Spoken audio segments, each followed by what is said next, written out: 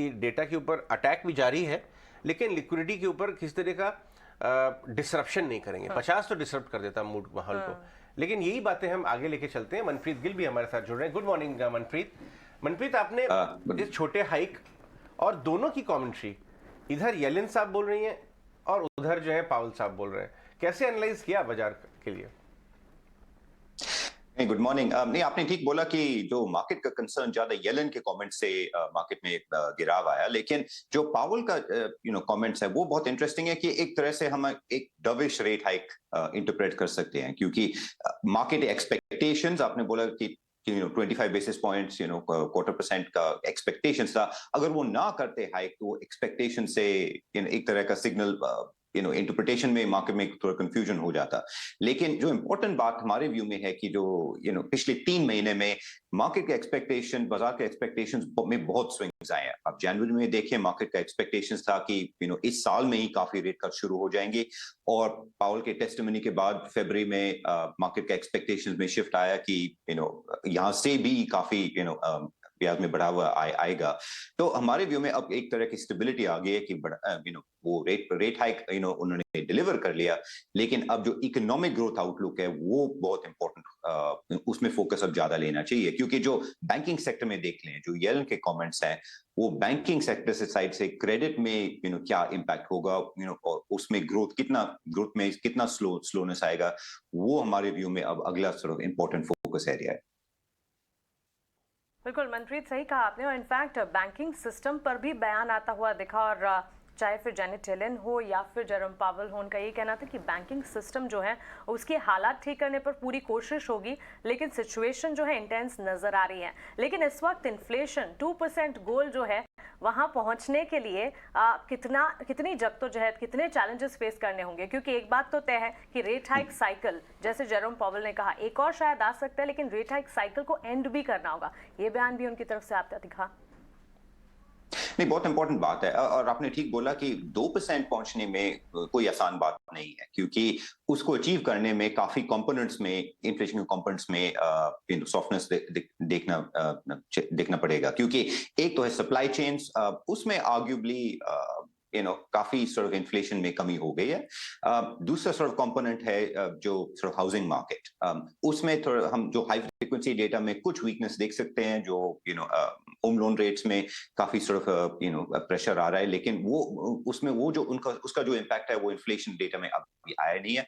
और थर्ड है जो सर्विसेज इन्फ्लेशन, उसमें अभी भी काफी प्रेशर है, और जब तक जॉब मार्केट्स में वीकनेस नहीं आए, वो इन्फ्लेशन रूट में अभी भी काफी प्रेशर दिख सकता है। तो इसलिए हमारे व्यू में जो है कि यस, रेट हाइक शायद 25 बेसिस पॉइंट और हो जाए, लेकिन जो की डिबेट अब यह है कि फेड अब यहां से बिल्कुल पॉज में रहेंगे बाकी साल के लिए, या रेट कट्स उससे पहले शुरू हो जाएंगी।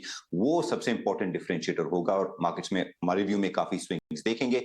हमारे व्यू में फेड यहां से अब पॉज करेंगे और देखेंगे कि फेड इनकी जो इन्फ्लेशन में है उसमें क्या इंपैक्ट होगा।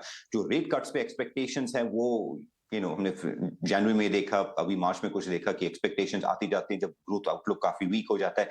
लेकिन हमारे व्यू में जब तक इन्फ्लेशन का प्रेशर बिल्कुल डिसाइसिवली कम नहीं हो जाता, फेड का व्यू यही होगा कि वो पॉज पे रहेंगे। Okay, morning Manpreet.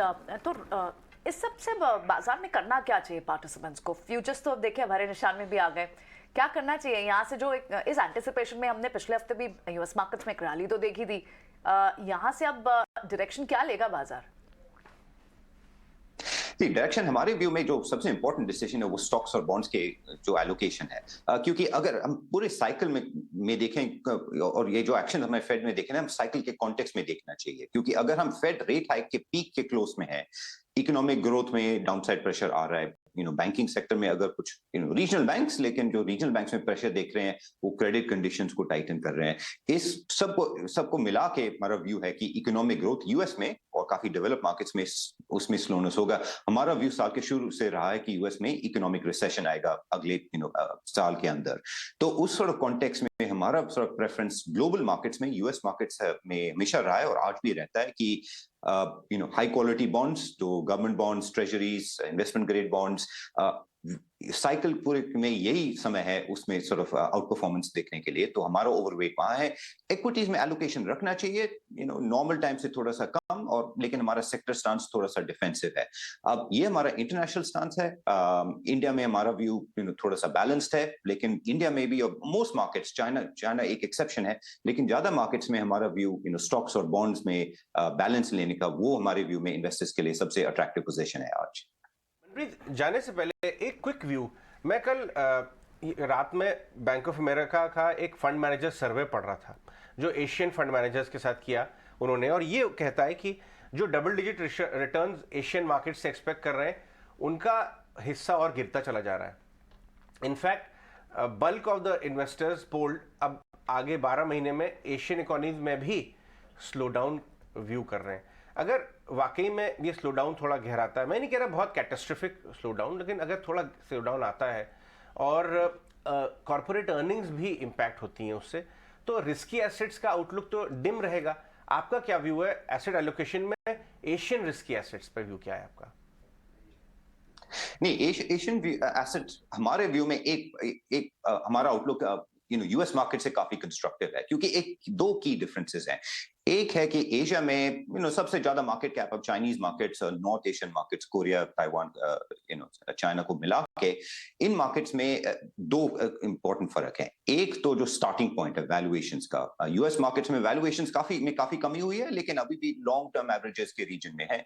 लेकिन जो चाइनीज मार्केट्स आप देखें तो वो बिल्कुल बहुत ही इनएक्सपेंसिव लेवल से बढ़ रहे हैं। तो एक तो वैल्यूएशन जो स्टार्टिंग पॉइंट है वो डिफरेंस है। सेकंड है कि जो इकोनॉमिक ग्रोथ है चाइना में साइकिल में, चाइना काफी डिफरेंट पॉइंट है साइकिल में।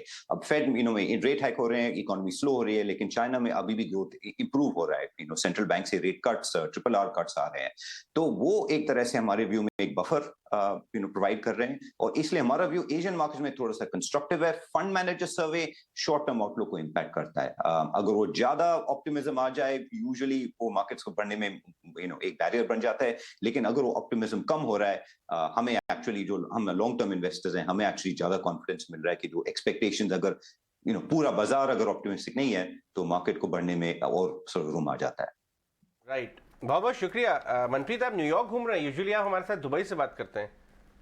नहीं, बिल्कुल, आज भी दुबई में, हमेशा ज्यादा दूर नहीं। Okay okay okay, alright Manpreet, बहुत बहुत शुक्रिया हमसे बात करने के लिए। आपने लास्ट सवाल लिखा मनसी, जो उन्होंने बताया कि हमें तो खुशी है कि